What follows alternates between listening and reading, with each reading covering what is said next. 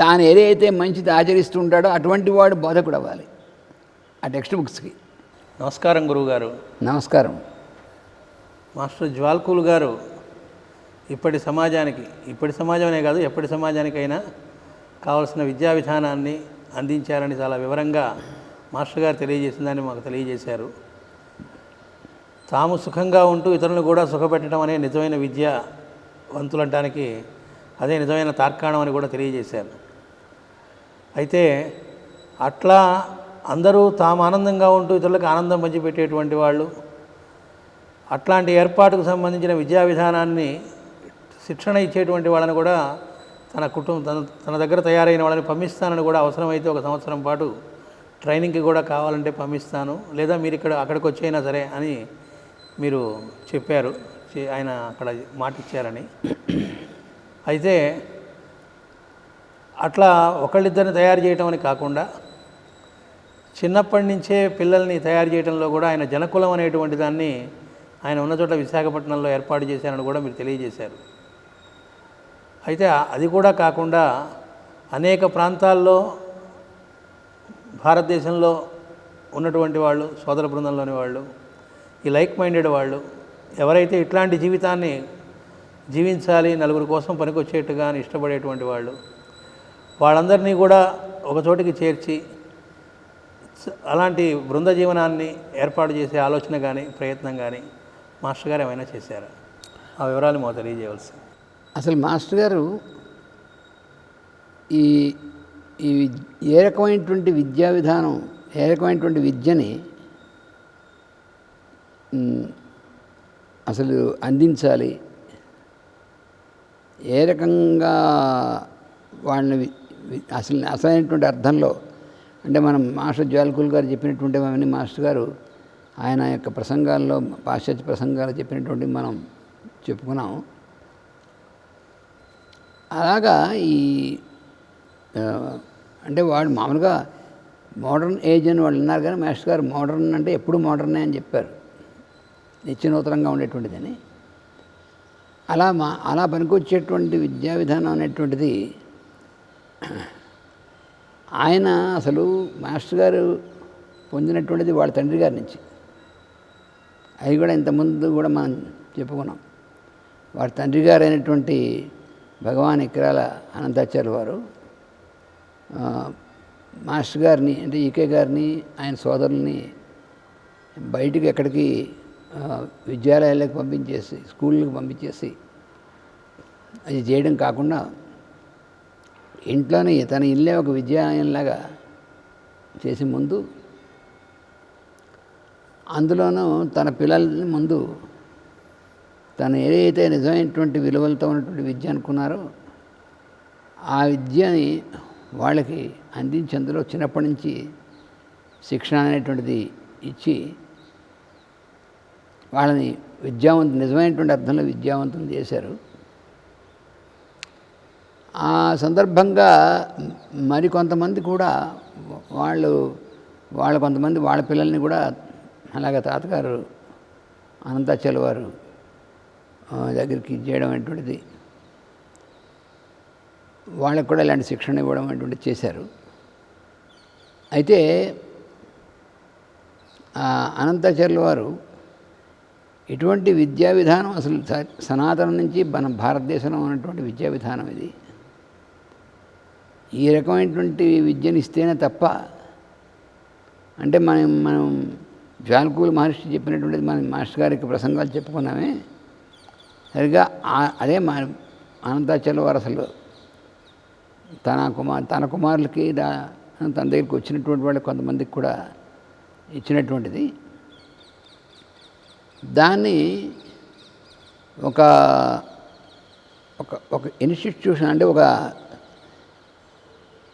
ఒక విద్యాలయం మోడల్గా ఉన్నటువంటి ఒక విద్యాలయంలాగా చేసి అందులో ఈ రకమైనటువంటి విద్య అనేటువంటిది డెవలప్ చేయాలి అందరికీ అని చెప్పి అది అసలు అనంతాచార్యుల వారి యొక్క ఆయన ఎలాంటిది రావాలి అని సంకల్పించారో దాన్ని ముందుగా ఆయన చూశారు. ఆ విధంగా ముందు తన పిల్లలతో ప్రారంభం చేశారు ఆయన. ఎప్పుడు అనంతాచార్యుల వారు ఏదైనా సరే ఒక మంచి విధానం అనేటువంటిది ముందు తన పిల్లలతో ప్రారంభం చేసి దాన్ని ప్రకారం అందరూ మిగతా వాళ్ళు కూడా ఇది చాలా బాగుంది, ఇది నిజమైనటువంటిది వాళ్ళు అవతల వాళ్ళు తెలుసుకుని వాళ్ళు కూడా వాళ్ళ పిల్లలకు కూడా ఇది కావాలి అనేటువంటిది. ఎందుకంటే వాళ్ళ పిల్లల్ని తీసుకొచ్చి అలాగే అప్పచెప్పడం జరిగేది. మరి నేను కూడా చిన్నప్పటి నుంచి ఆయన దగ్గర పెరిగాను.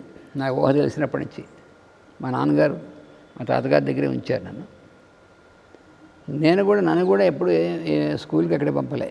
అలాగే అదే విధానంగా నాకు కూడా శిక్షణ ఇచ్చారు.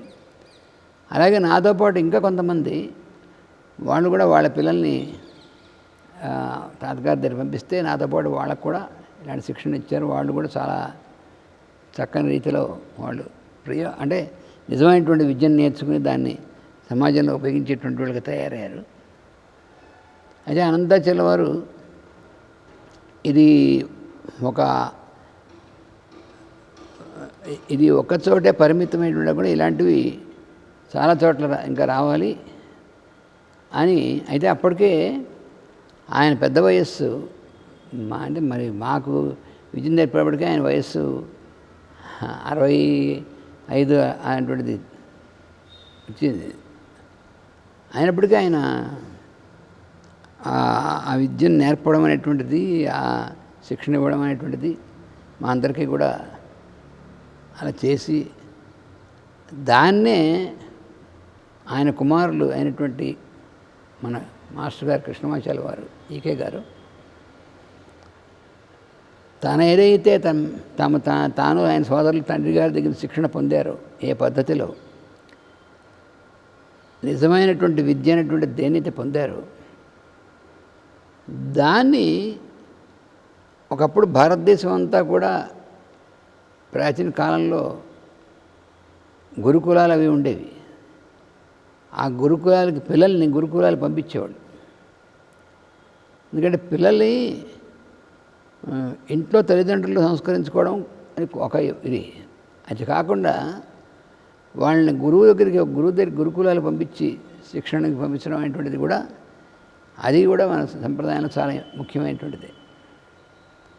అది గురుకులాలు అంటే ఇప్పుడు స్కూల్స్ లాంటివి కావు. అసలు దానికి ఏం సంబంధం లేదు.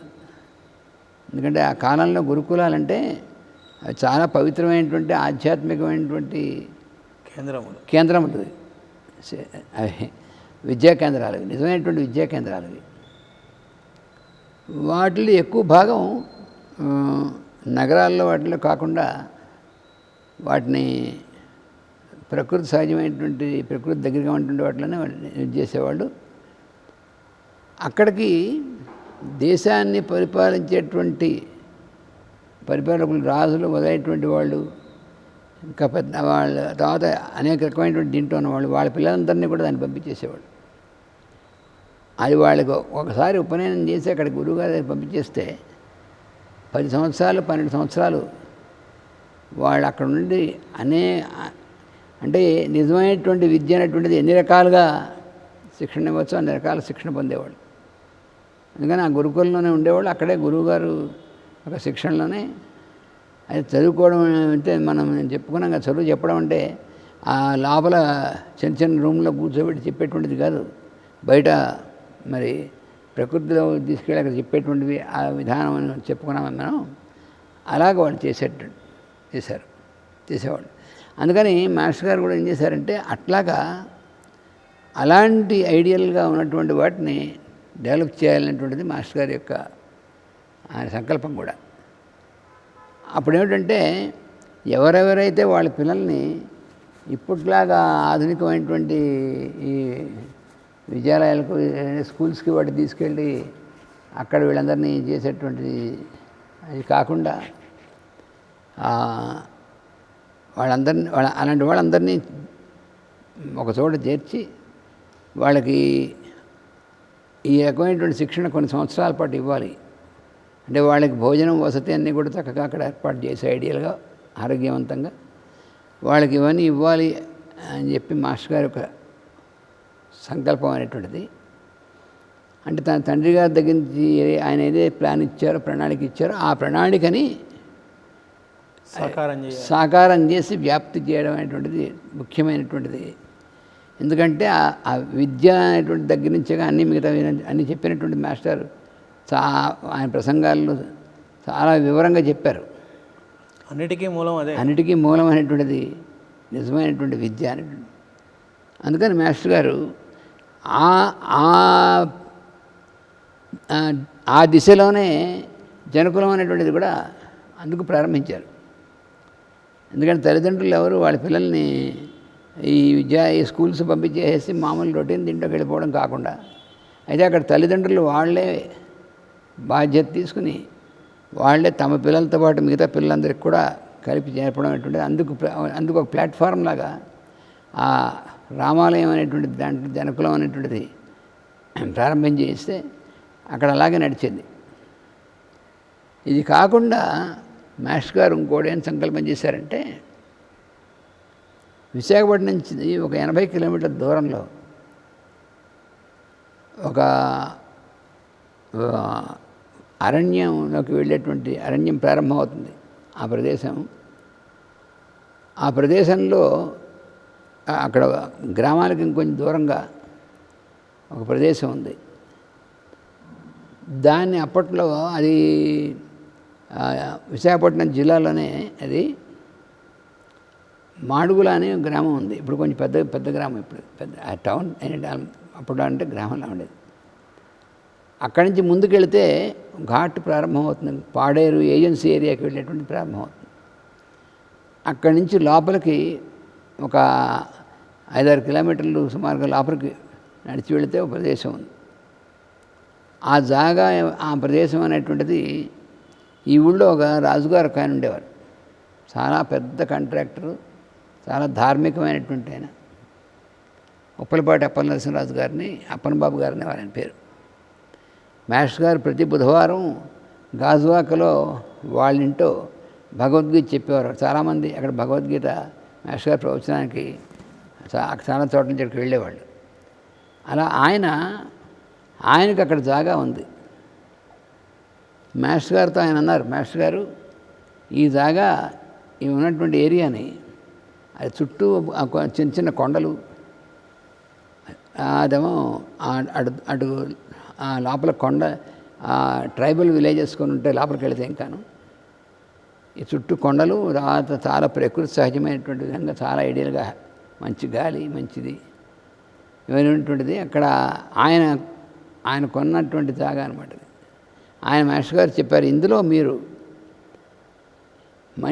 మీరు అనుకున్నటువంటిది ఏదైనా సరే దీన్ని వినియోగం చేసి మీరు చేయొచ్చు అని చెప్పి మాస్టర్ గారికి ఆయన అప్పగించారు. అప్పుడు మాస్టర్ గారు ఏం చేశారంటే, మిథిల అనేటువంటి పేరుతో అక్కడ అక్కడే పిల్లల్ని వాళ్ళ వసతి భోజనం అనేటువంటిది అన్నీ ఏర్పాటు అనేది ఒక గురుకులంలాగా అక్కడ ఏర్పాటు చేసి అక్కడ చిన్నప్పటి నుంచే వాళ్ళకి ఈ విద్య అనేటువంటిది ఇవ్వడం దానికోసం ప్రారంభం చేయాలంటే సంకల్పం చేశారు. అక్కడే గురు పూజలు కూడా జరిగాయి. మీరు మిథిల గురు పూజలు అని చెప్పే కదా మీకు. ఆ మిథిల గురు పూజలు అంటే అక్కడే ఆ ప్లేస్లోనే 1974లో గురు పూజలు అక్కడ జరిగాయి. అది ఒక అద్భుతమైనటువంటి సృష్టి చేశారు మాస్టర్ గారు. ఆ గురు పూజలు అనేటువంటిది అసలు అప్పటికి ఇప్పటికీ కూడా మనం ఎవరు మర్చిపోలేరు. ఆ గురు పూజలు అటెండ్ అయినటువంటి వాళ్ళు.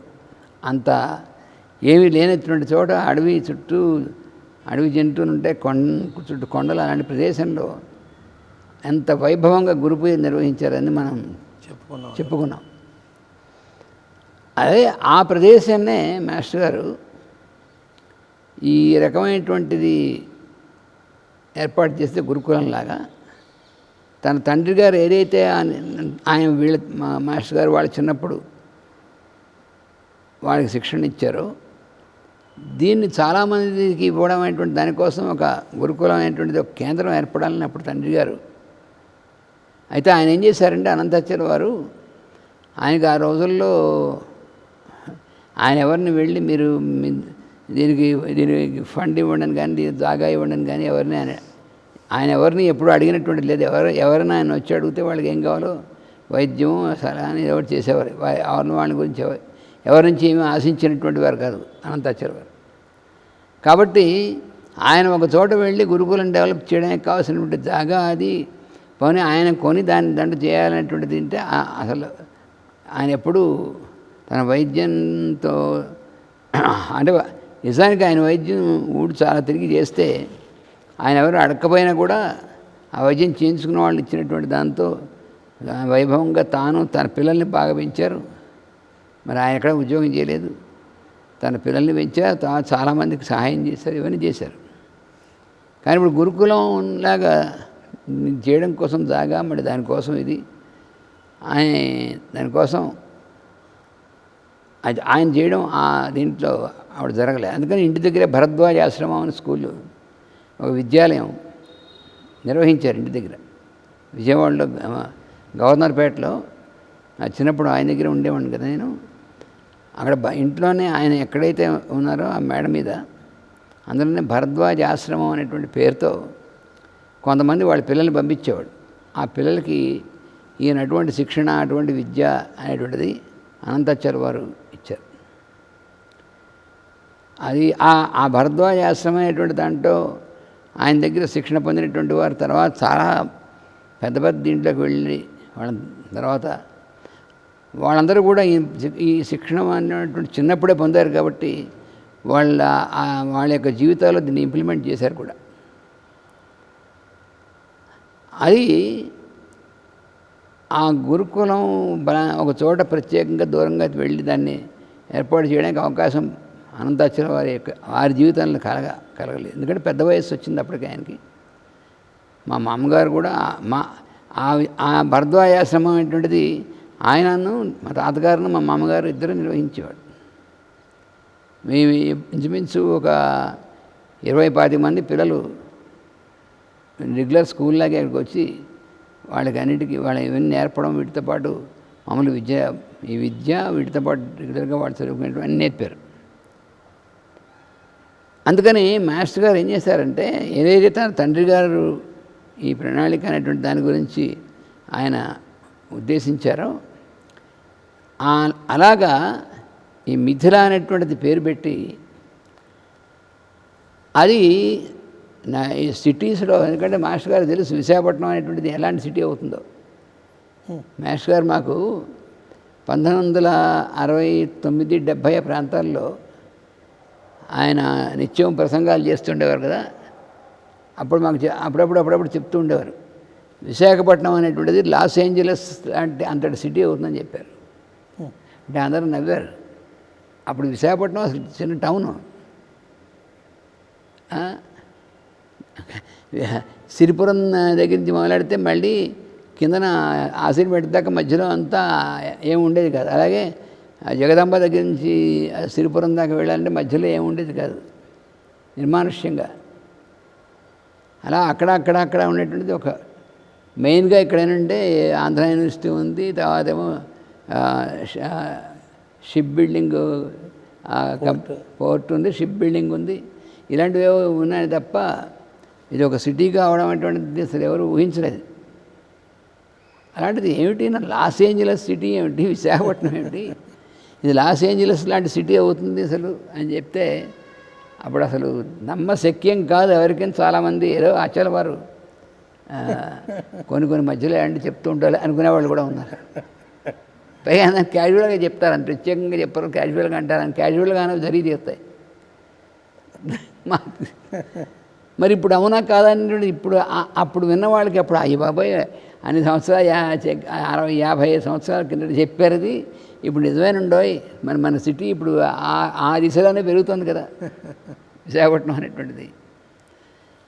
అందుకని ఈ సిటీలో కాకుండా దీనికి ఒక 80 కిలోమీటర్ల దూరంలో ఇలాంటి ప్రాంతంలో డెవలప్ చేసి, అందుకని ఆయన ఏం చేశారంటే ఆ మిథిల అనేటువంటి పేరు పెట్టి ముందు తాను వెళ్ళి అక్కడ కొన్ని రోజులు గడిపి ముందు ఒక కుటుంబాన్ని, ఆ కుటుంబం ఎవరంటే గుంటూరు జిల్లాలో దామరపల్లి అని అక్కడ బ్రహ్మయ్య గారిని ఉండేవాడు. ఆయన మాస్టర్ గారి భక్తుడు. ఆయన భార్య ఆయన పిల్లల్ని ఇక్కడికి వచ్చి ఉండండి అని చెప్పి వాళ్ళని పిలిచి ముందు వాళ్ళ చేత అక్కడ వ్యవసాయం, మొక్కలు, కూరగాయలు, తర్వాత మిగతా వ్యవసాయం చేసేటువంటిది అది ప్రారంభింపజేశారు. ఎందుకంటే ఏదైనా ముందు వెళ్ళాలంటే ముందు అక్కడ ఆహారం సరైనటువంటిది మనం పండించుకునేటువంటిది ఉండాలి కదా. అందుకని వాళ్ళు వచ్చి అక్కడ ఉన్నారు. ఉండి అక్కడ ఒక గేదెనేది పెట్టి పాలు ఇస్తుంది, వ్యవసాయం అంటే మెల్లిగా పాడి పంట ముందు చేసి అక్కడి నుంచి గురుకులం ఇలాంటివి కూడా చేయాలనేటువంటిది దీంతో స్వయం సమృద్ధంగా చేయాలి. అప్పుడు మాస్టర్ గారు ఏం చేశారంటే అక్కడ ఉన్నటువంటి శిష్యుడు, అనుయాయులు, ప్రముఖులైనటువంటి వాళ్ళని పిలిచి, నేను అక్కడ ఉంటాను, మీ పిల్లలందరినీ అగిరి పంపించాను, మీరు కూడా కుటుంబాల్లో వచ్చి అక్కడ ఉంటే అసలు ముందు మనం అనుకున్న ప్రణాళిక వెంటనే మనం ప్రారంభించవచ్చు. అంటే వాళ్ళందరూ టౌన్ వదిలేసి అక్కడికి వచ్చి ఉండడానికి సుముఖంగా లేరు. ఇది గురువుగారు చెప్పినంత మాత్రాన అంటే ఇవన్నీ వదిలేసి వెళ్తే మనం ఎలా జీవిస్తాం, మనం ఇక్కడ ఉద్యోగాలు, వ్యాపారాలు ఇవన్నీ కూడా వదిలేసని వాళ్ళు సంకోచం అనమాట. ఎంతైనా అసలు దగ్గరికి వచ్చేప్పటికీ ఎంత గురువుగారు చెప్పినా ఎలా సాధ్యం అవుతాయని వాడికి భయం కదా. అందుకని సుముఖంగా లేరు. అప్పుడు ఏం చెప్పారంటే, పోనీ మీరు రావక్కర్లేదు, మీ పిల్లల్ని నా దగ్గర ఉంచండి, ఉంచితే అక్కడ అది డెవలప్ చేసుకుని ఈ గురుకులాన్ని, ఈ మిథిల అనేటువంటి దాన్ని డెవలప్ చేసి మీ పిల్లలందరికీ కూడా మీరు వాళ్ళని ఇప్పుడు వెళ్ళేటువంటి స్కూల్ పంపిస్తే ఏమవుతుంది మీకు తెలుసు కదా.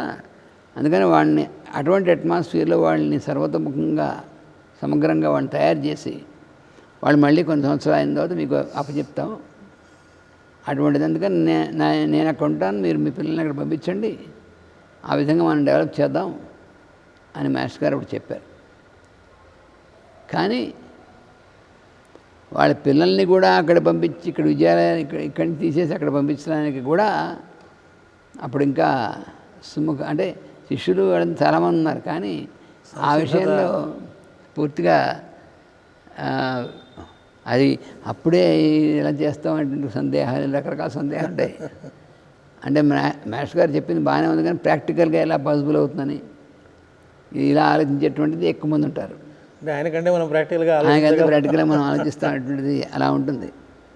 అందుకని అలా చేసేటువంటి దానివల్ల అప్పుడు మాస్టర్ గారు ఏం చేశారంటే కొంతమంది యువకుల్ని కూడా పిలిచారు.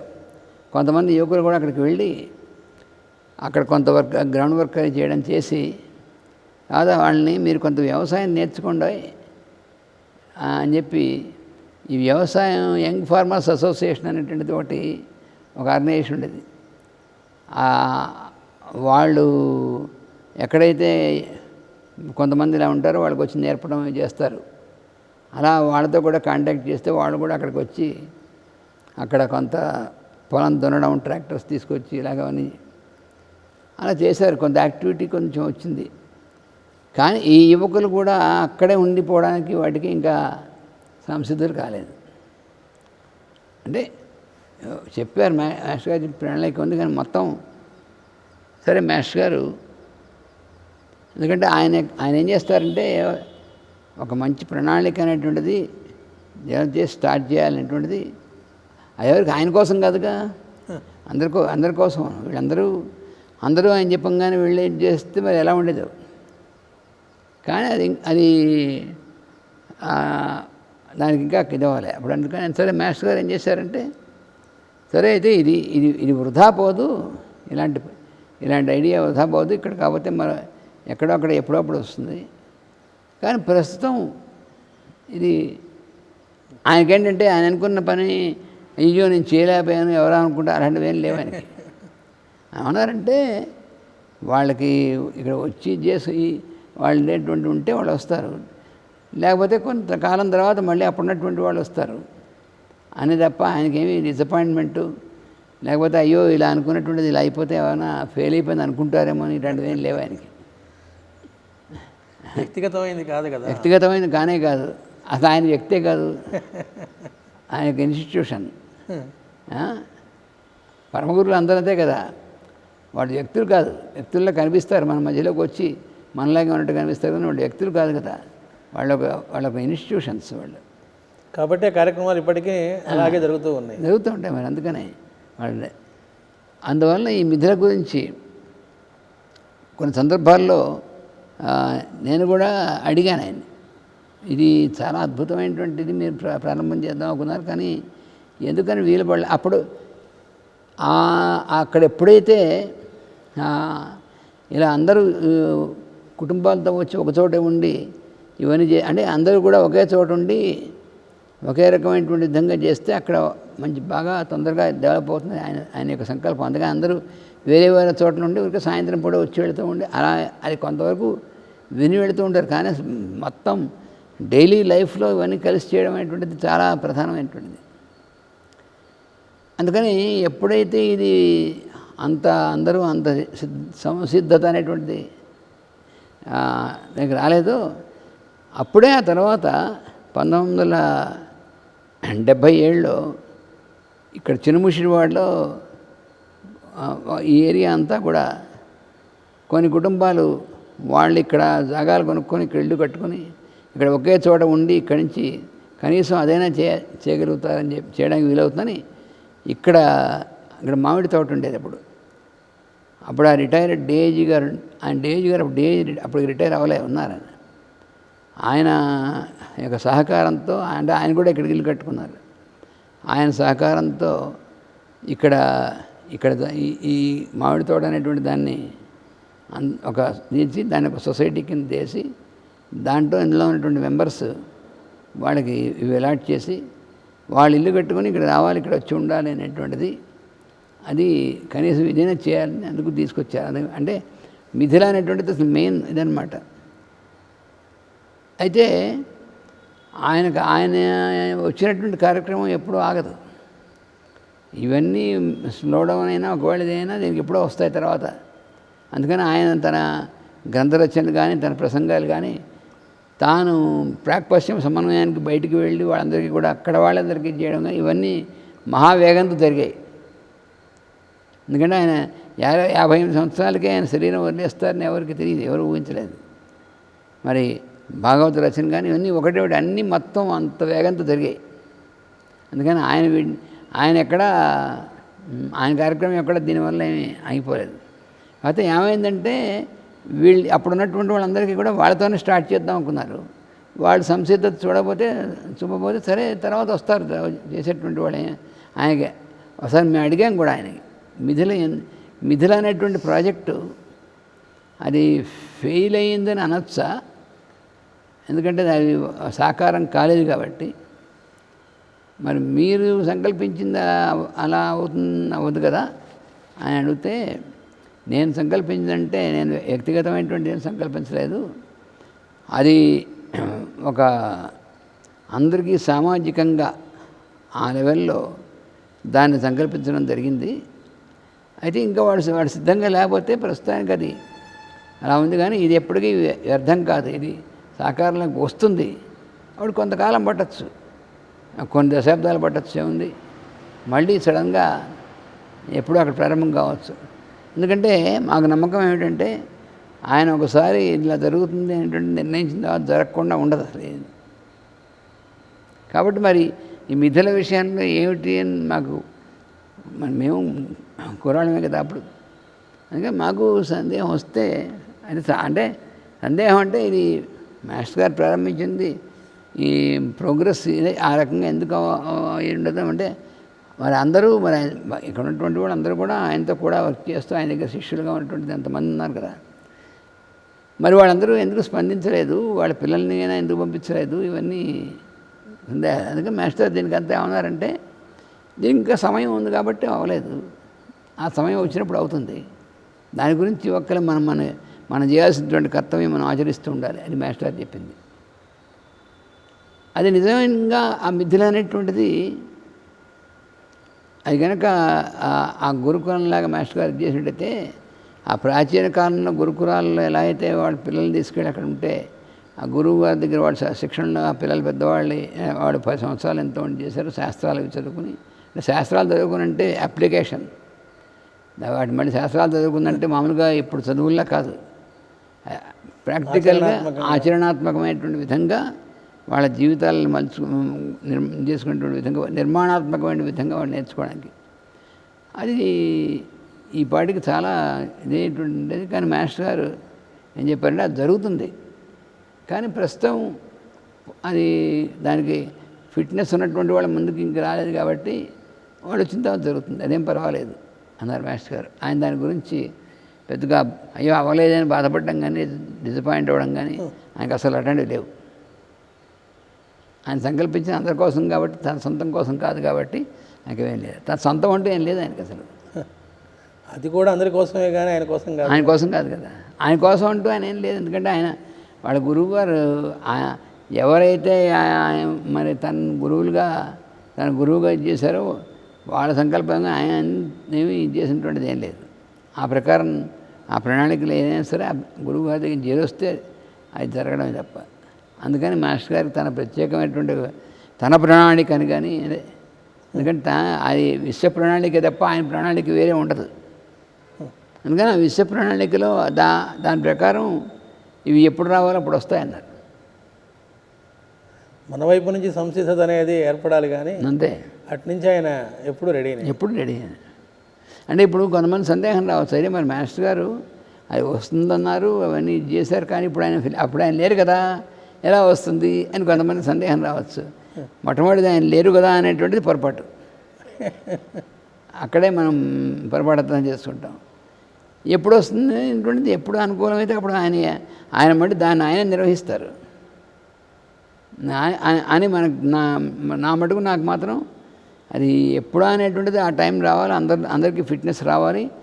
వచ్చినప్పుడు ఆయనే నిర్వహించి ఆయన ఏదైతే జరగాలని సంకల్పించాలో జరుగుతుందనేటువంటిది నమ్మకం నాకుంది.